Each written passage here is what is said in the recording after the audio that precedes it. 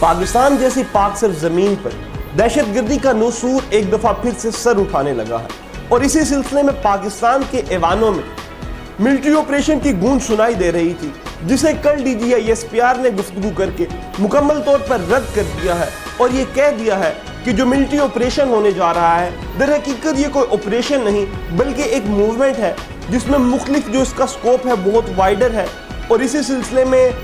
جو بہت ساری چیزیں ہیں ان کو کلیئرٹی دی گئی ہے کہ پاکستان میں مختلف قسم کی جو سمگلنگ ہو رہی ہے، پاکستان میں نون کسٹم جو گاڑیاں ہیں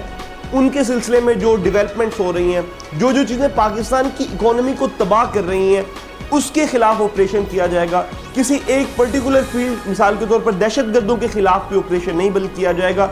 نیشنل ایکشن پلان پر سختی سے عمل کیا جائے گا۔ نیشنل ایکشن پلان پر عمل کرنے کا مقصد یہی ہے کہ جو آپ کی ایک سٹیٹمنٹ جو آپ کے پارلیمنٹ نے ایک پلان تیار کیا ہے، ایک جامعہ پلان دہشت گردی کے خلاف تیار کیا ہے، اس پر عمل پیرا ہوں گے اور اس پر عمل پیرا ہو کے دہشت گردی کے نسور کو ہم جڑ سے اکھاڑ پھینکیں گے۔ سب سے بہترین حل یہی ہے کہ پاکستان کی پارلیمنٹ میں ایک قرارداد منظور کی جائے جس میں دہشت گردی کے نسور کی سختی سے مذمت کی جائے، اور جو بھی پلان بنائے جائیں اس میں پارلیمنٹ سب سے سوینئر ادارہ رہے۔ اگر پارلیمنٹ سپیریئر رہے گا تبھی پاکستان میں جمہوریت کی بقا ممکن ہو سکے گی۔ اسی پر جو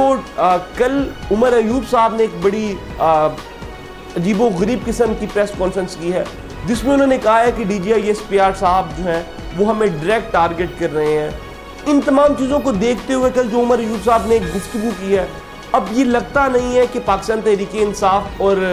جو ادارے ہیں ان کے درمیان کسی قسم کا بھی جو معاہدہ ہے وہ ہونے جا رہا ہے، اور شاید اگر آپ دیکھیں عمران خان آپ کو لانگ ٹرم بھی جو ہے وہ ریلیز ہوتے نظر نہیں آ رہے۔ اب جو ریاست ہے، جو سٹیٹ ہے، جو ماں کی طرح ہونی چاہیے، اس نے ایک ضد پکڑ لی ہے، اور یہ ضد پاکستانیوں کے حق میں بہتر نہیں ہے،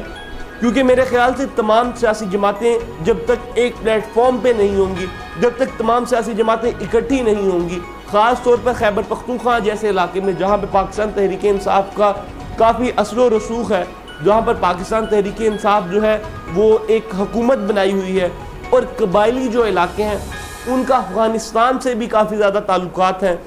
اور یہ صدیوں سے تعلقات ہیں، درینہ تعلقات ہیں، وہاں بھی لوگ جو ہیں ایک دوسرے سے ملتے جلتے ہیں۔ سو دہشت گردی کو نسور کو ختم کرنے کے لیے سب سے پہلے اپنی صفوں میں اتحاد قائم کرنا ہوگا، اور پاکستان نے دہشت گردی کے لیے بہت ساری قربانیاں دی ہیں۔ ہم نے اپنی زندگی میں وہ وقت بھی دیکھا ہے کہ جب دھماکوں کی وجہ سے جنازے اٹھے اور انہی جنازوں پر پھر سے دھماکے ہوئے۔ سو پاکستانی قوم نے اس دہشت گردی کے لیے بہت ساری قربانیاں دی ہیں۔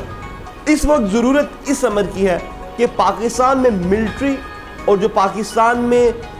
دوسری سیاسی پارٹیاں ہیں وہ سب سیم پیج پر ہوں، ایٹ لیسٹ پاکستان کی بقا کے لیے ایک پیج پر آئیں، اور پاکستان میں لا قانونیت جو ہے اس کو ختم کر کے قانون کے جب شکنجے میں آئیں گے سب، تو چیزیں جو ہیں وہ بہتر سے بہترین ہوں گی، جمہوریت پریویل کرے گی۔ جہاں پہ دہشت گردی جیسے مسائل ہیں ان کے ساتھ کسی نہ کسی طرح سے ہم متحد ہوں گے تبھی نپٹ سکیں گے۔ اکیلے دہشت گردی کا مقابلہ کرنا نہ تو ملٹری کر سکتی ہے